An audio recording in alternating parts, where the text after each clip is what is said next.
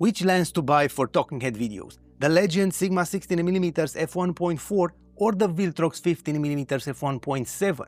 If your question is which one is better, you are asking the wrong question. To look professional in a small space for talking head videos, online calls, courses, business meetings or streams, your lens needs to create 3 crucial visual illusions. And most creators compare these two lenses overall. But we create talking head videos and we don't care about many on-paper specifications. Let's see what should not influence your decision and discover the 3 visual illusions that you really need to pay attention to when choosing your lens. What are not the primary focus points when choosing your lens for talking head videos? Viltrox 15mm f1.7 is significantly smaller and lighter. True, but the camera sits on a tripod. I don't care how big or heavy the lens is, it can be like this one. For vlogging, yes, that's important, but not for us. And even if you are using it to shoot wide B-roll, the Sigma 16mm is not that big or heavy. It works great even on a gimbal. Nothing in this video is sponsored, I bought everything with my own money. I bought the Viltrox because many of you have been asking about it and you need to know when to choose it and when to go with the Sigma. What else is not that important? Chromatic aberrations or flares.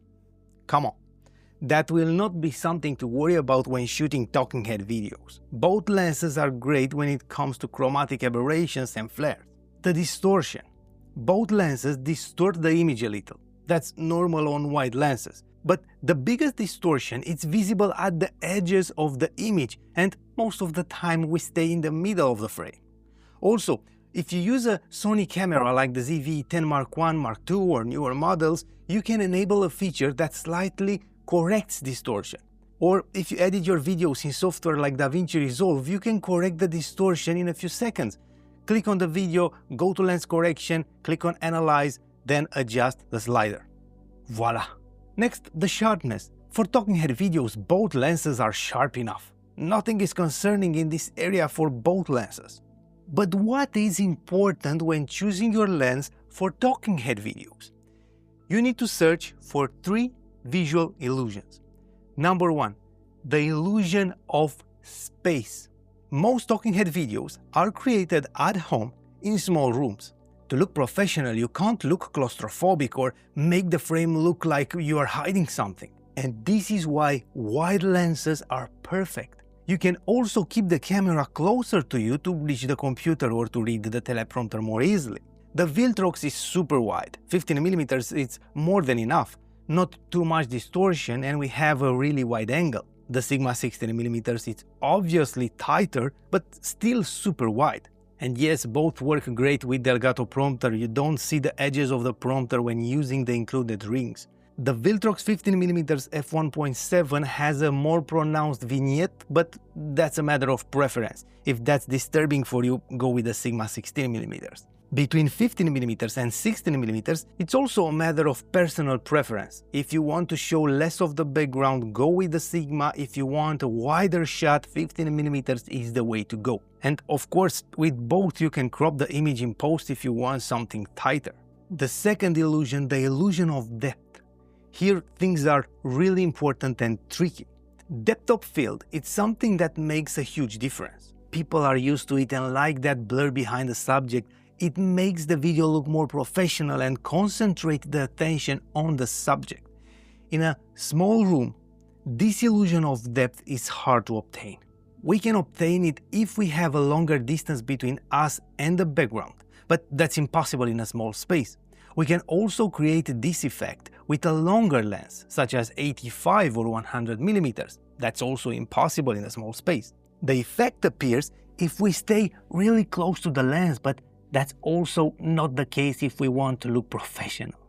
The only way to create the illusion of depth and make it look good in a small space is to use a fast lens at f1.7 or f1.4 like this too.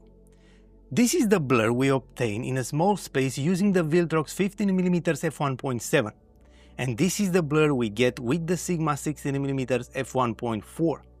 With the Sigma we get a more pronounced blur. It's not bad at all with the Viltrox, but the Sigma it's 1.4 and that makes a difference. If you have some distance between you and the background, the Viltrox will be fine, but if you stay super close to the background, the Sigma will make a difference. We will talk about the build quality, autofocus and what to choose and when, but first you need to know about the third illusion. The illusion of more light. In a small space, it's often difficult to use large lights and big softboxes. And if you use a lens with an f3.5 aperture like the kit lens, you need to keep the lights at 100% and increase the ISO significantly. But a fast lens with f1.7 or f1.4 lets more light reach the sensor. The Viltrox is great at f1.7. As an example, my main light is now at 63% and the fill light at 3%. Now the Sigma it's even better. At f1.4, the main light is now at 32% and the fill light at 1%. Both lenses are great in low light, but the Sigma being a faster lens with f1.4, it's a little above the Viltrox. What to choose and when? Because at the time of recording this video, the Sigma 16mm costs $539 and the Viltrox it's only $239. Well, the build quality. I have this particular Sigma lens from 2019 or 2020. I use it every day and you can see how much work this lens has endured. I also dropped it a few times by mistake. The build quality of this lens, it's impossible to contest. I also keep the prompter permanently attached to it. The Viltrox, it's more plasticky. It doesn't feel bad or super cheap, but it's plastic. While holding them in my hand, the Sigma feels more solid. Both hold the prompter well. Also, if you shoot outdoor B-roll, like if you shoot something for a gardening channel and want to get wide shots, keep in mind that the Viltrox is not weather sealed with this rubber ring. It's not a deal breaker, but keep this aspect in mind too. The autofocus is great on both. I don't see any problem with either one for talking head videos. Now, what to choose and when? If your main priorities are the blur behind, the light, and build quality, go with the Sigma 16mm f1.4. This is my favorite lens, even if I have way more expensive lenses. If your main priorities are a wider angle and price, go with the Viltrox.